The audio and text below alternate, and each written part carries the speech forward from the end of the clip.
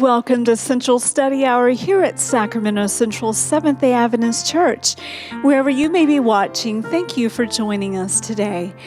Our first request comes in from Toronto, Canada, and the name is Marevo Debugado.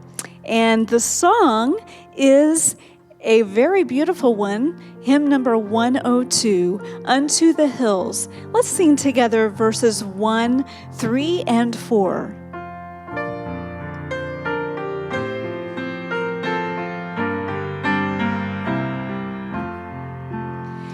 Unto the hills around shall I lift up my longing eyes. Oh, whence for me shall mine salvation come? From whence arise? From God the Lord doth come my certain aid. From God the Lord who heaven and earth hath made. Jehovah is himself thy keeper true, thy changeless shade. Jehovah thy defense, on thy right hand himself hath made.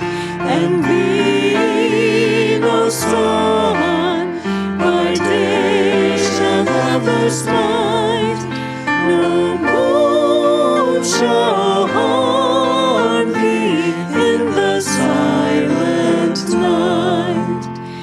From every evil shall he keep thy soul, from every sin. Jehovah shall preserve thy going out, thy coming in. Above thee watching, he whom we adore, shall keep thee henceforth, yea, forevermore. Thank you, Maravel, for sending that in. What a beautiful hymn. And at this time in Earth's history, we need to remember Psalm chapter 91. Such a wonderful promise there. We thank you for sending that in. And another request has come in from Judith Erulian from Montreal, Canada. And we'd like to sing her choice, which is 183, I Will Sing of Jesus' Love. Let's sing verses 1 through 3.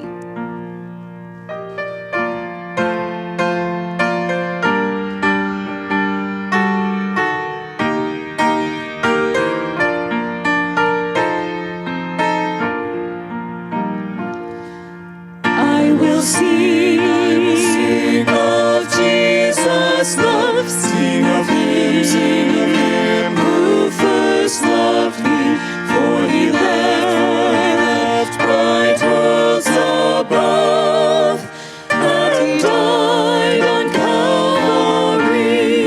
I will sing of Jesus' love, endless praise my heart shall give. He has died that I might live.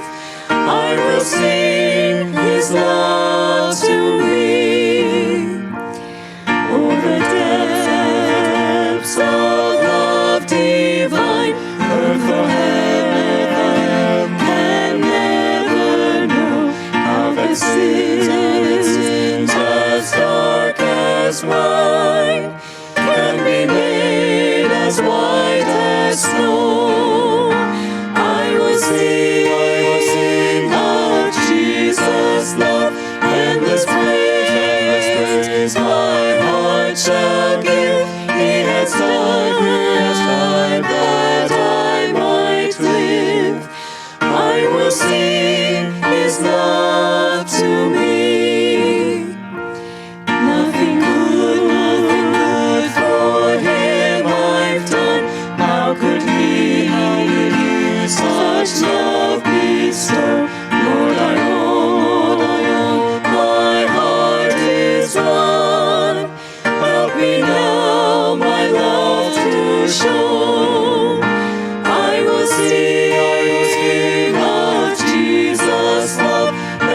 endless praise my heart shall give. He has died that I might live.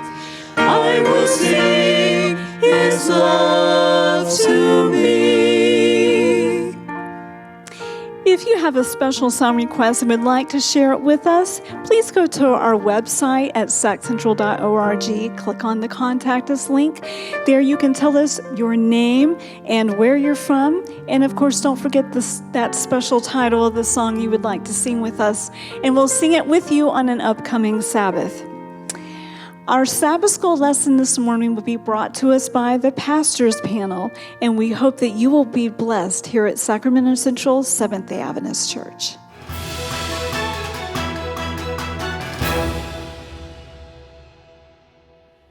Well, good morning. It's good to see you, and glad that you're joining us and tuning in this morning. Many of our viewers will be viewing us via 3ABN Proclaim or First Light TV or right there on our website. We also welcome all of our live stream audience here this morning. Glad that you could join us. Now, those who are tuning in and watching us, the layout is a little different here this morning, and that's because right now the County of Sacramento and even the state of California is issued an order of shelter in place because of the coronavirus. Now, for those who are viewing in just a few weeks, we may be in a better position, we may not be. We'll see how things develop, but we just things are a little bit different today. Today in the sanctuary, there is really nobody here.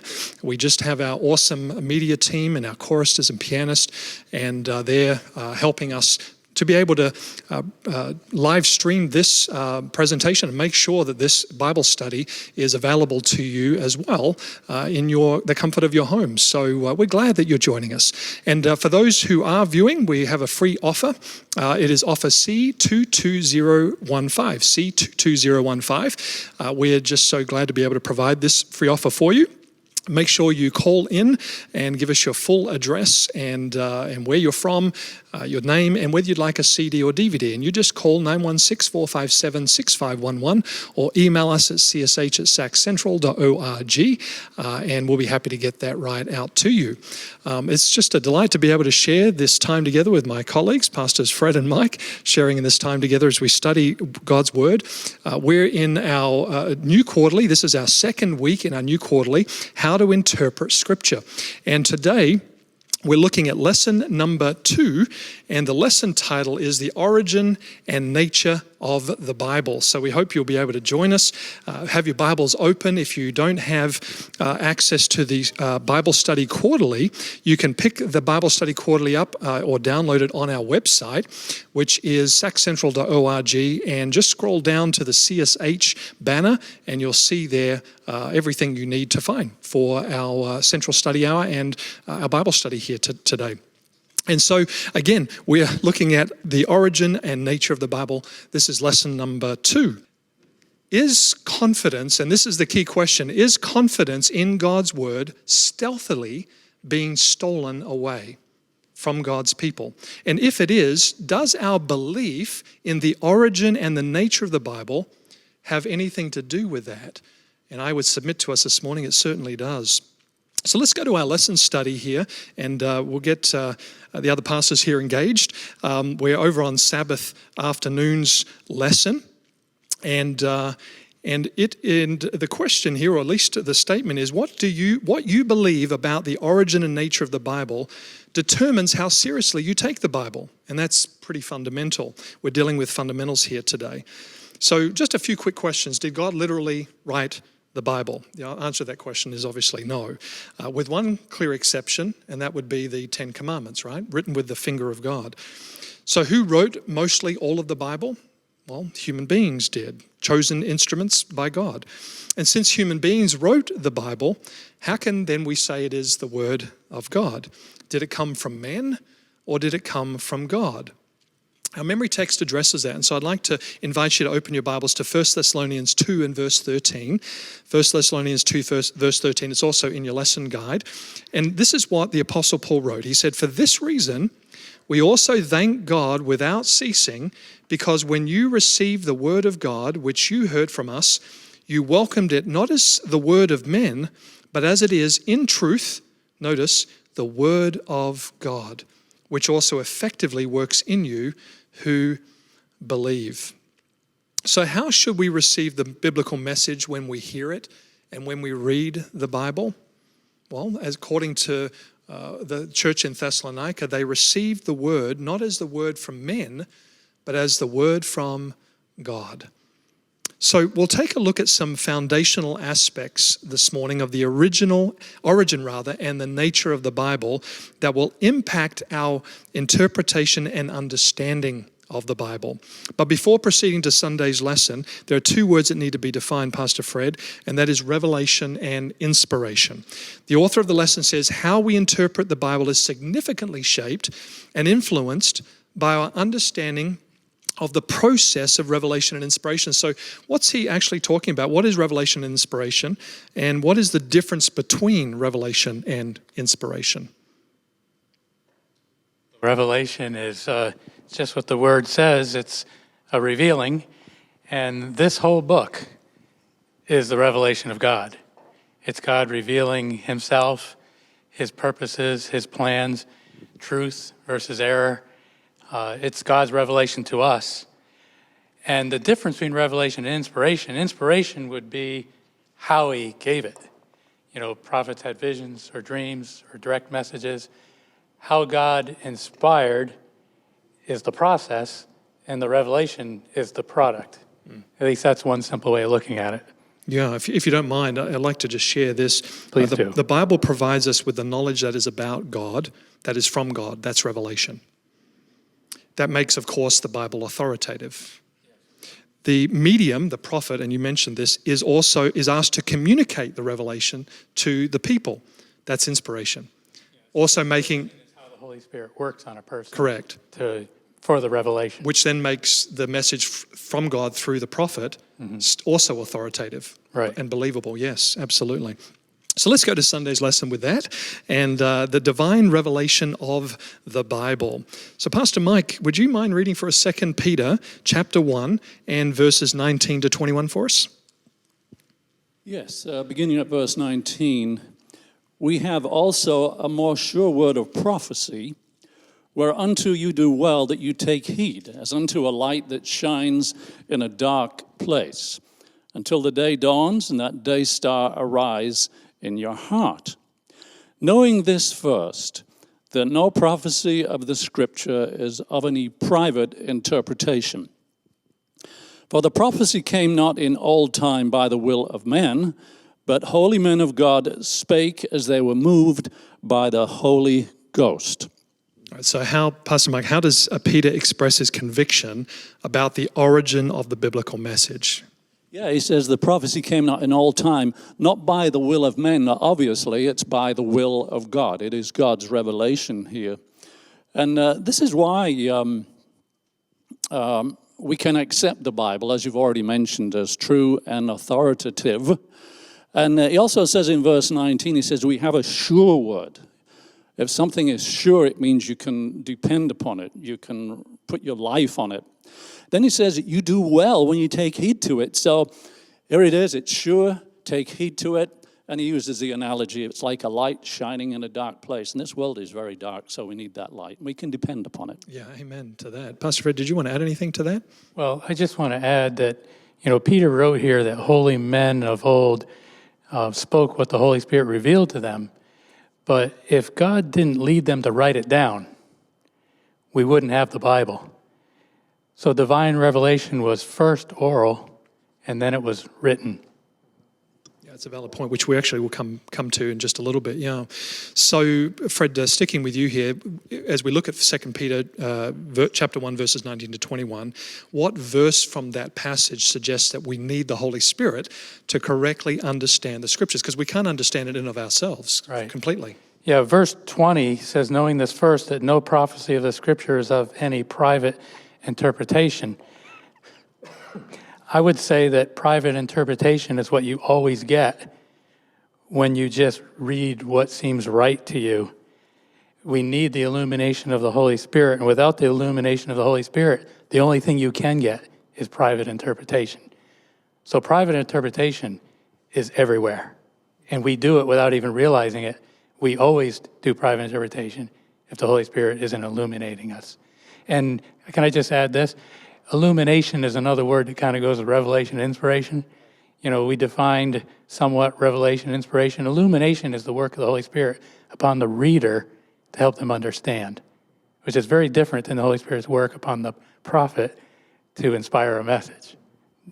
But it's two sides of the same coin, kind of. Sure, and I don't want to get ahead of myself here, but if the Holy Spirit is leading us in our study of the Scriptures and helping us understand what we're reading, the Holy Spirit's also going to lead us to other portions of Scripture to help us understand what we're reading in a certain passage of Scripture. Right. And so, and on top of that, of course, if the Holy Spirit's leading, the Holy Spirit never contradicts the Word of God, which I think we'll come to in a little bit. Yeah. So let's go to Amos chapter 3, verse 7. I'd like to invite you to turn in your Bibles to Amos chapter 3, verse 7. And Pastor Mike, I think we're going to come over to you here first. How does Amos 3:7 explain what revelation means? So let's read it together. Amos 3 and verse 7. It says, and this is a pretty familiar Bible passage, it says, "Surely the Lord does nothing unless he reveals his secret to his servants, the prophets." So how does this verse explain what revelation means? And then why do we need revelations from God?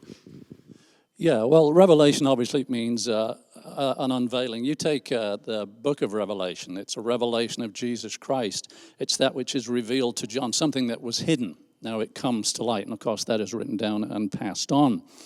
So we need revelations from God, because if he hadn't given us such revelations regarding the things we need to know, like sin and redemption and knowledge about God himself, we'd never be able to figure it out ourselves. We'd just be totally at sea. And we would, a second point as well, we would have nothing to counteract the revelations that Satan is always giving. He's always doing that. So we need God's revelations specifically. I want to tackle the first question a different way by asking another question. What happens when revelation takes place? And I think if we ask that question, it'll help us better understand more about what revelation means. Does God share just information in forms of statements of truth, which prophets then share with us? Are prophets just teachings mere expressions on their reflections on that encounter? What happens when there's revelation? So I'm not going to ask you to turn in your Bibles to all these verses, but I want to encourage you to jot these verses down. In Daniel chapter 2 and verse 22, Daniel writes that God reveals deep and mysterious things. We read that also in Amos chapter 3, verse 7. What is the content then of that revelation? 1 Samuel chapter 3 and verse 21, the Bible says the Lord revealed himself at Shiloh. So in this revelation, the Bible says that the Lord revealed himself. Was anything transmitted when he revealed himself? It goes on to say in 1 Samuel 3 verse 21, he revealed himself at Shiloh by the word of the Lord. So when God revealed himself, something was said, something was heard. And you can also reference Isaiah 22 verse 14. So God does reveal, and what he reveals is himself, along with things and mysteries. Now, in Deuteronomy 29:29, I think it's a great counterpart to Amos 3, verse 7. It says, Moses adds this. He says that the secret things of the Lord are revealed are for us. So what they're revealed, in this revelation, it's for us, for you and for me, which is very exciting. It's not just because God is wanting to express himself.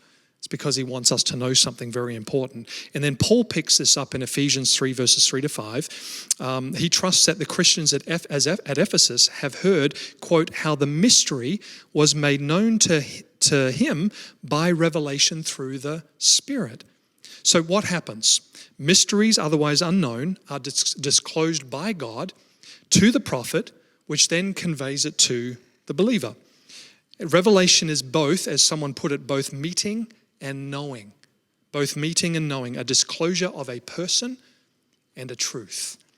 Because it's from God then, it is absolutely trustworthy, for sure. Pastor Fred, did you want to?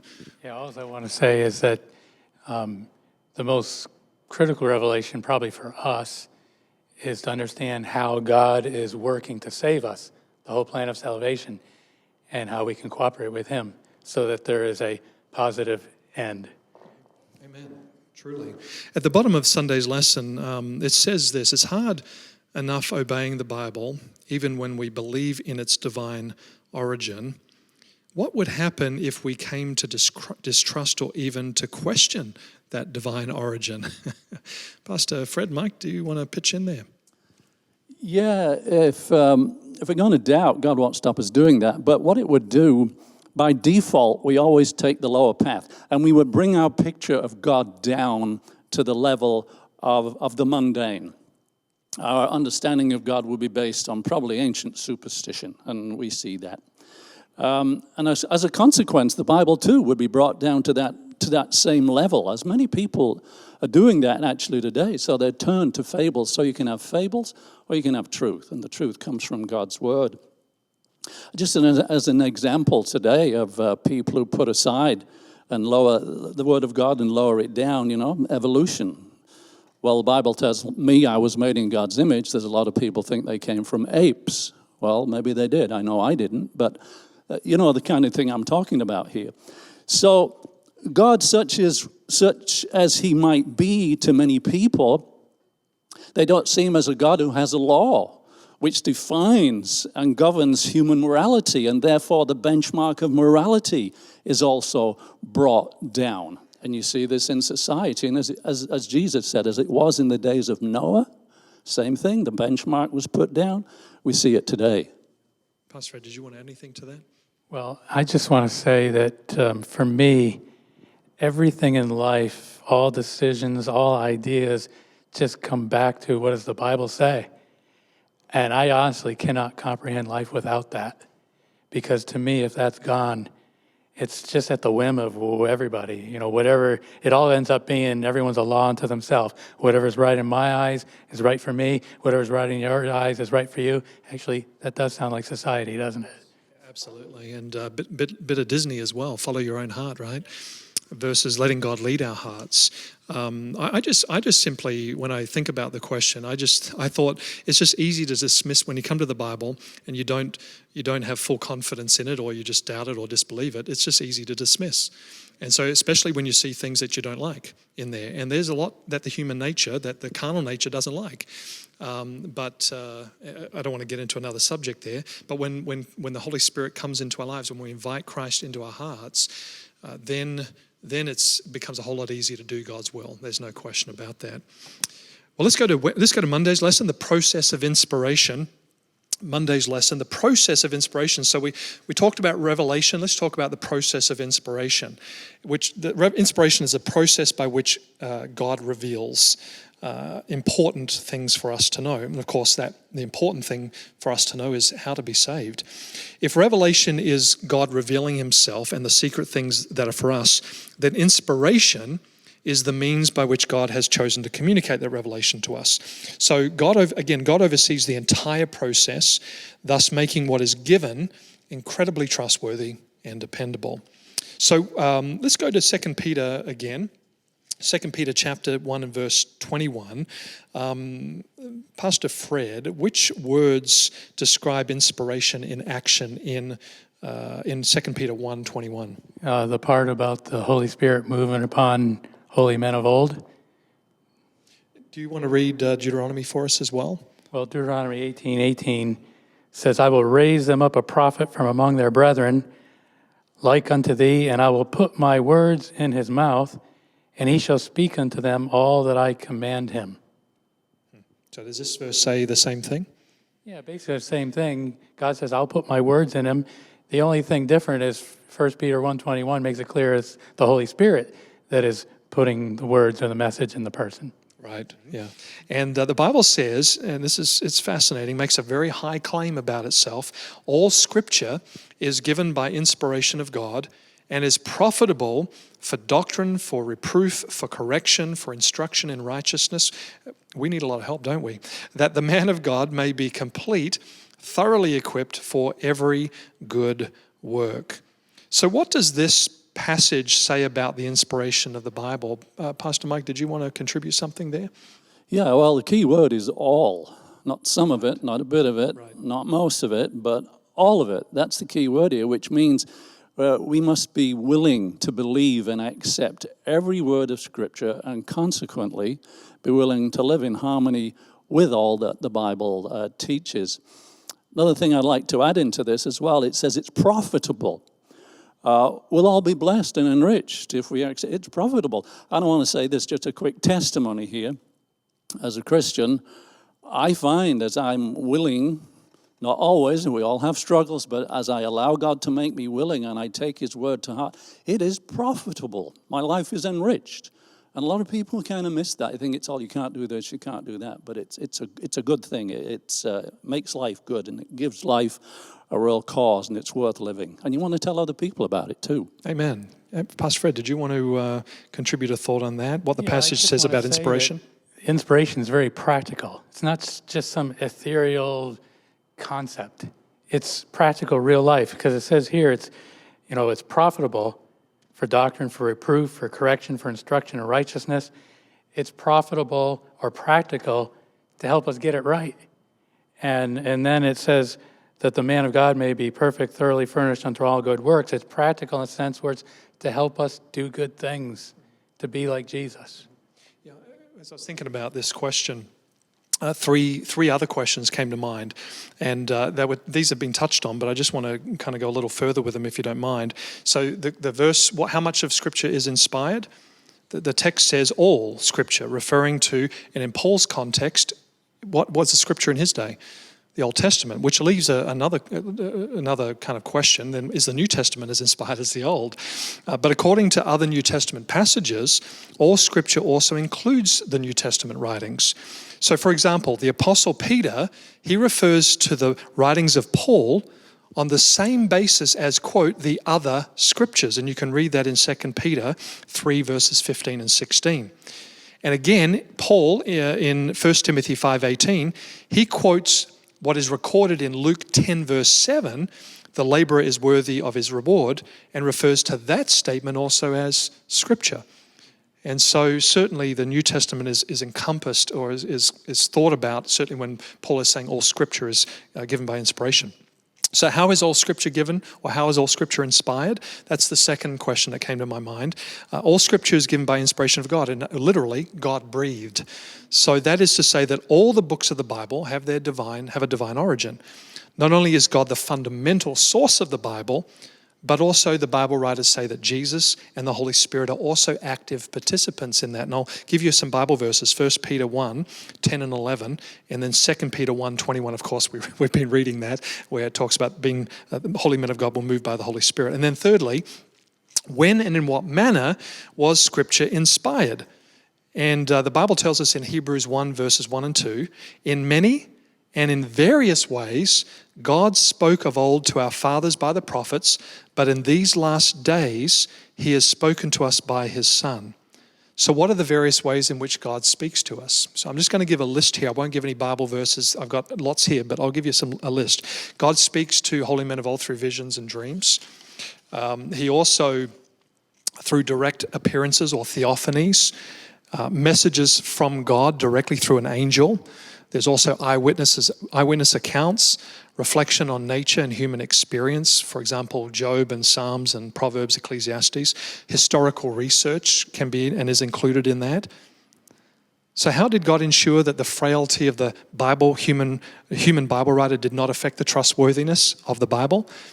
Well, the answer is found in that unique cooperation between God and His chosen agents. So everything we have is trustworthy. I know it was a long answer. Thanks for humoring me, gentlemen. I want to go to another question here, and this is for Pastor Fred. How does inspiration work? I know I covered some of that. I kind of hogged that a little bit. I acknowledge that, but I know you'll have some other thoughts. How does inspiration work? And secondly, did God give the exact words to say or write? Or did He give His thoughts and ideas, leaving the person to select the words that they thought were best to be chosen? I'm primarily going to go with the second choice, that God gave thoughts and ideas and left the person to put it in language the best they could.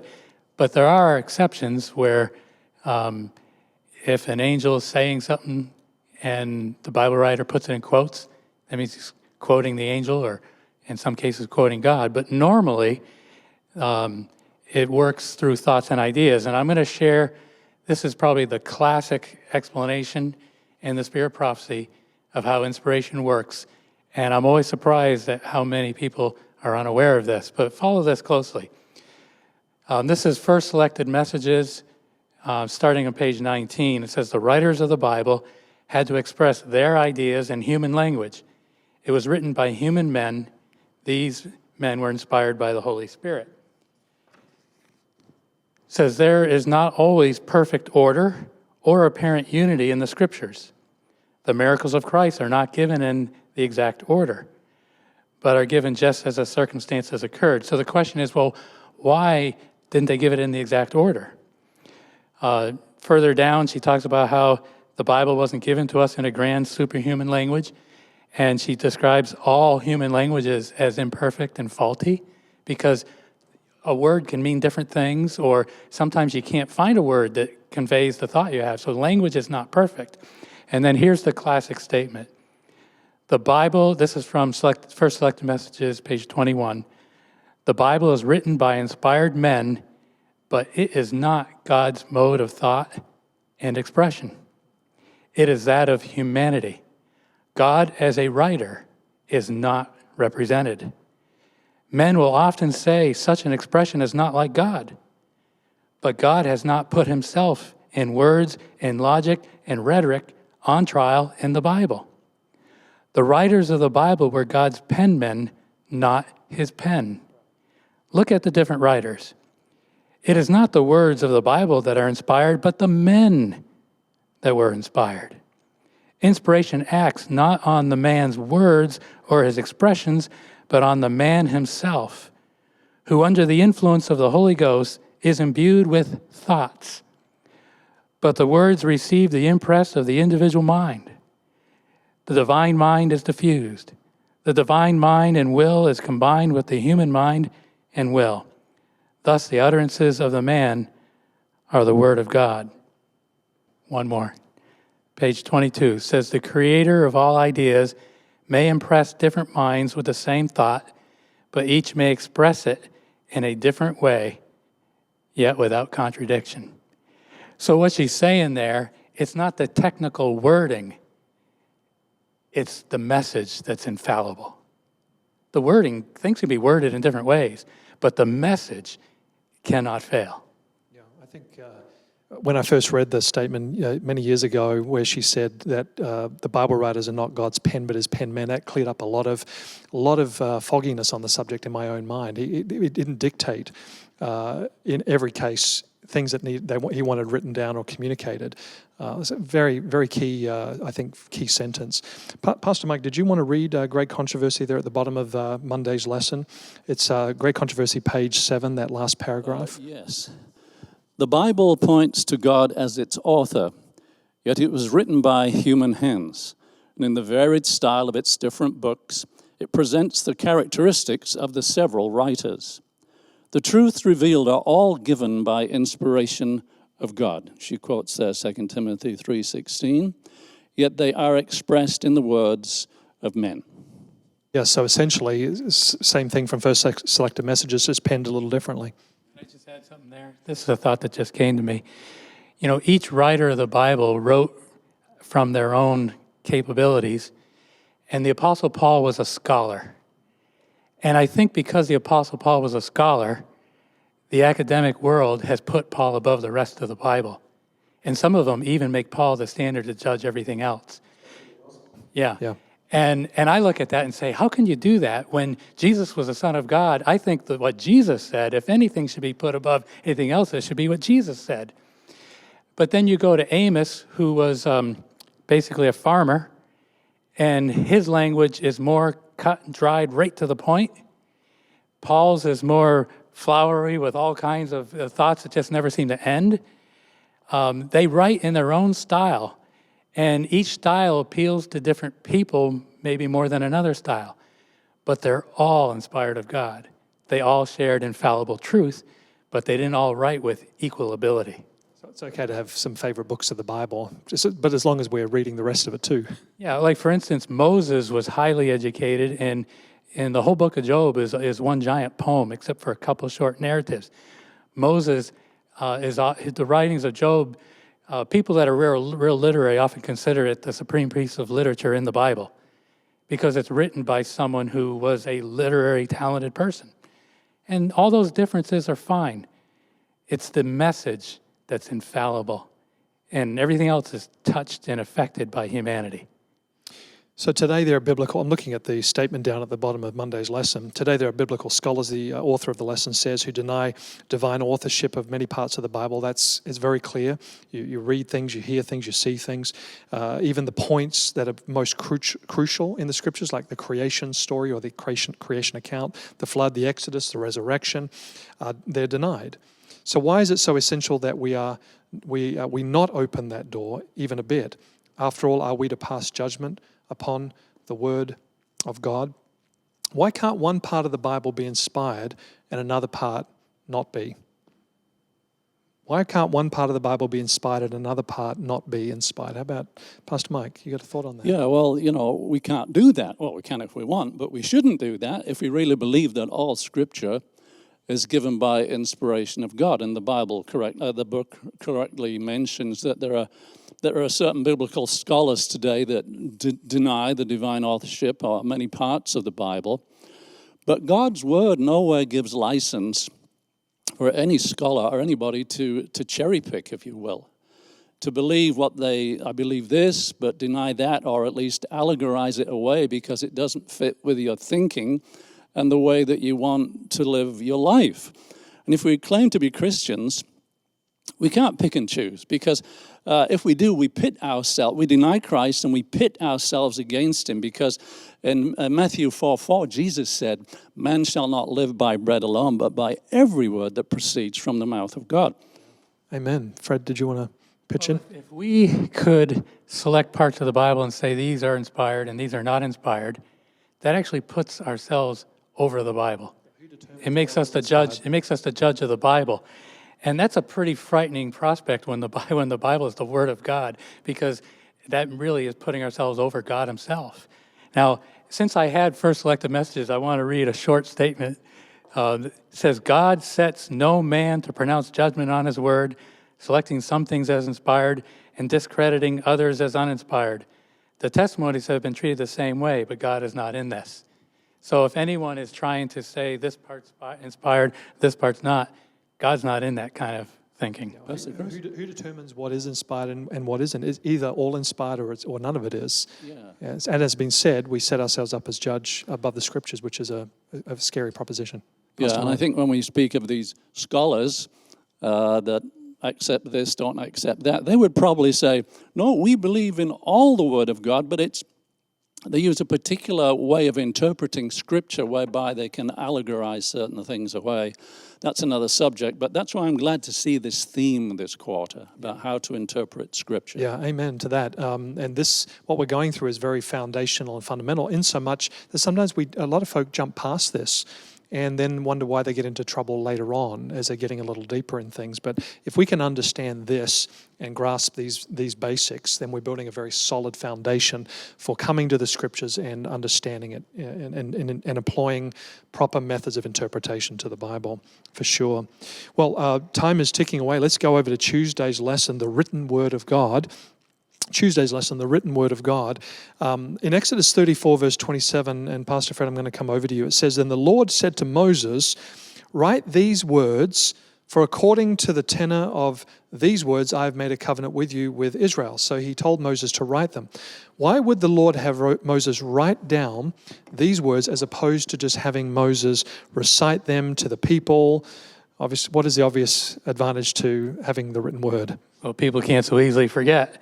Right. Because there's a tendency when you only are relying on what people said to kind of misremember. If you use a politician's term, just kind of misremembered it. To remember it with the twist that appealed to you instead of just plainly how it was said. And so when it's written down, it kind of preserves it better. So we're going to each take a look at a couple of Bible passages. Pastor Mike's got Exodus 17:14. Pastor Fred, you've got Jeremiah 30, verse 2, and I'll take Revelation 1, 11 and 19. And the question we're asking in reading these passages is, what do the following texts teach about written revelation? Pastor Mike, please. Yes, Exodus 17:14. And the Lord said unto Moses, write this for a memorial in a book, and repeat it in the ears of Joshua. As you know, it was during the time of Moses that God set the pattern for his divine revelation to be actually written. From the story of Job to the book of Genesis, Moses was the first penman.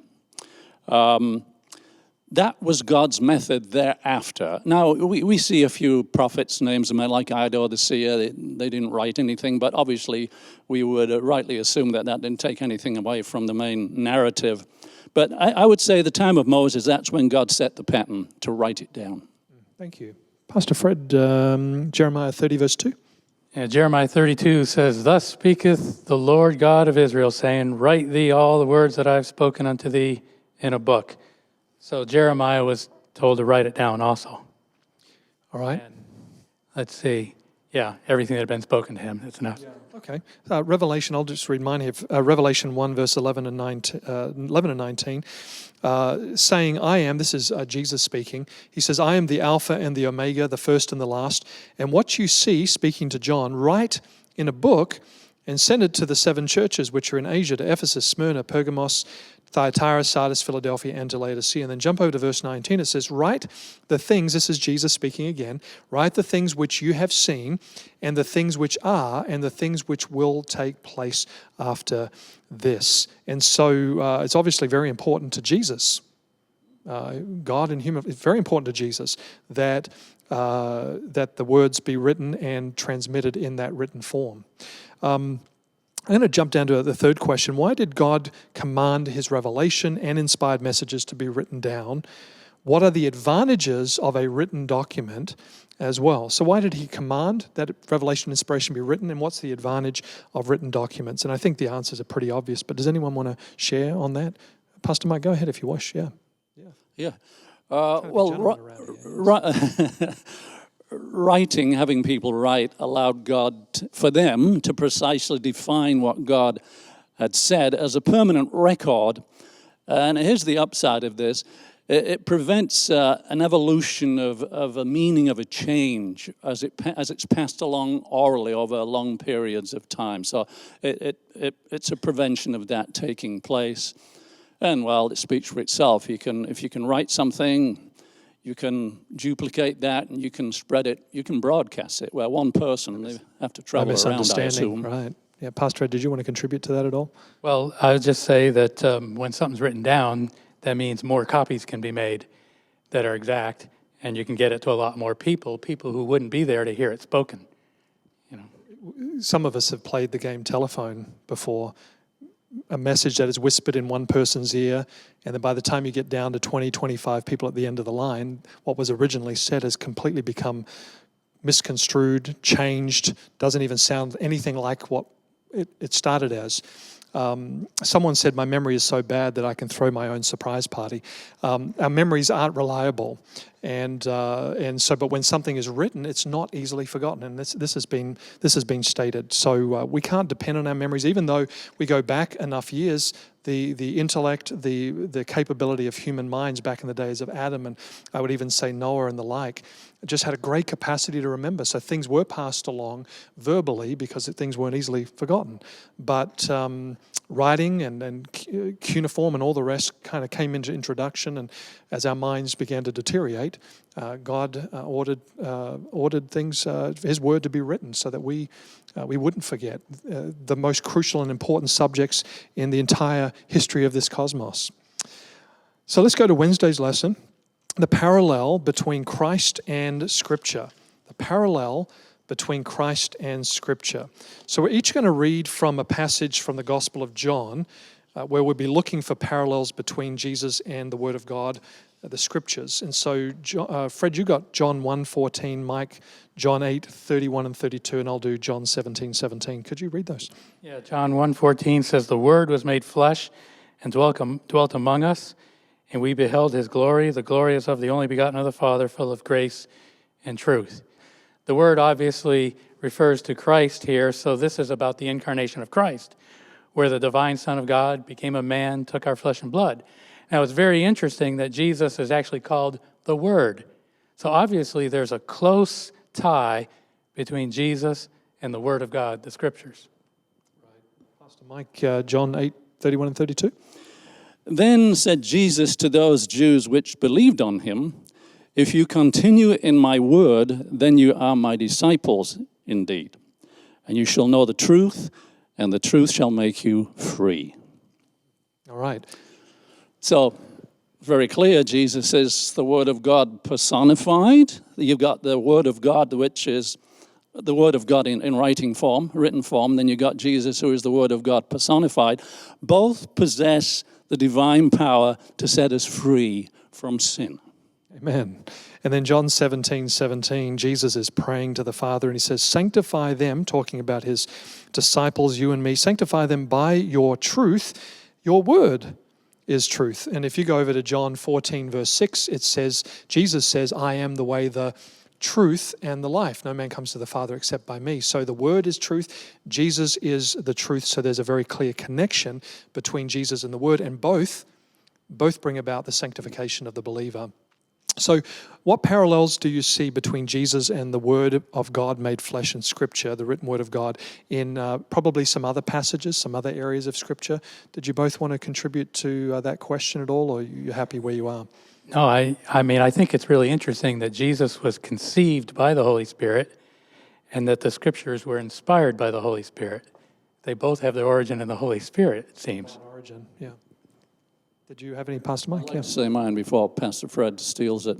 Another way that Jesus is seen as the Word of God, Revelation chapter 1, verse 19. You know, you've got that scene there of Jesus riding with the armies of heaven. In verse 13, it says, and he was clothed with a vesture dipped in blood, and his name is called the Word of God. Tremendous. Yeah, I love that. You know, both God and the Scriptures are relatable. And I don't want to make it too simple here, but God became man, took on human flesh so that man could understand to some extent a little bit more about God. And God couched his thoughts and what he has on his mind and what is on his heart in the written Word of God. So we can relate to God through the Scriptures and through Jesus, God, Emmanuel, God with us. Did you have another one, Fred? Go ahead. Yeah. Jesus was born of a woman, was a human being. Scripture was written by human beings. Another parallel is since Jesus had the weakness of humanity, and the Scriptures have the deficiencies of human language. Even though Jesus had the weakness of humanity, he was without sin. And even though the Scriptures have the deficiency of human language, they're the infallible Word of God. So there's some really amazing parallels. Yeah, I think the lesson, the author of the lesson brings up the fact that Jesus was born at a particular place and time, but his offerings of salvation are for people for all mankind. It doesn't matter what time and place they are born into. Jesus and the Bible are not time conditioned, but they are for all people at all time. So it's important to understand, even though the Bible was written over a certain period of time, 3 different continents, 40-some different authors, in their culture, in their time, this word is for all time. There are principles and commands that all of us can live by and obey no matter where we live and what time in Earth's history we live. But what are the limits? What are the limits of the comparison between Jesus and the Scriptures, Fred? Well, God's not a book, so there's a real clear difference there. God and Jesus became human, and we love the Bible because the worship of the Savior is proclaimed in its pages. They are 2 different things, even though these parallels are amazing. Sure. Down at the bottom there, last paragraph of Wednesday's lesson, there's a statement from the Great Controversy, page 8. Pastor Mike, do you mind reading that for us? Yes, it says the Bible, with its God-given truths expressed in the language of men, presents a union of the divine and the human. Such a union existed in the nature of Christ, who was the Son of God and the Son of Man. Thus it is true of the Bible, as it is of Christ, that the Word was made flesh and dwelt among us. Thank you for sharing that. Let's go to Thursday's lesson, understanding the Bible in faith, as we come to the close of our class here. understanding the Bible in faith. We're going to read Hebrews 11, 3 and 6. Hebrews 11, verses 3 and 6. And the Bible says, by faith we understand that the worlds were framed by the word of God, so that the things which are seen were not made of things which are visible. Verse 6. But without faith it is impossible to please him, for he who comes to God must believe that he is, and that he is a rewarder of those who diligently seek him. So Pastor Mike, why is faith so essential in understanding God's word, and why is it impossible to please God without faith? Yeah, as it says there, faith equates with belief, for he who comes to God must believe that he is. I'm not going to understand God as he wants me to unless I'm willing to believe what he tells me about himself, you know. Pastor Fred, I think he thinks he's got me pretty well figured out, but it's true, Pastor Fred. Unless you know me, you won't understand me. And that's the same with everybody, right? So there's a progression there. Very good. Knowledge has to come first, then you have the understanding. And it's the same with God. If we listen to if we accept the knowledge that he gives us of him from the word, then we'll understand him. We'll understand how he thinks, how he acts, and how he interacts in my life. Yeah, amen to that. I think at a very basic level, we understand that all human relationships are built on love and on trust. And if they're built merely on convenience or for personal gain, then they're superficial at best. If they're built on fear, then bitterness, anger, separation, and hate will ensue. But if they're built on trust and love, then then any person in that relationship can flourish and grow in that relationship. It's a whole lot easier, and I'll put it this way, it's a whole lot easier to do something for someone when you love them.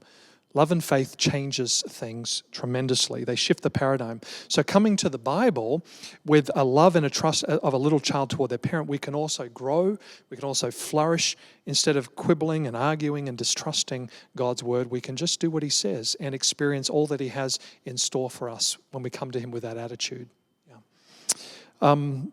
Fred, do you want to read the Seventh-day Adventist Church has a statement of belief on the scriptures, and it's there written in the bottom of Thursday's lesson. Do you want to read that for us? Yeah, the whole statement of belief is right there in the bottom paragraph.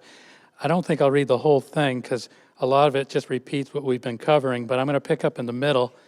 It says the Holy Scriptures are the supreme, authoritative, and the infallible revelation of his will.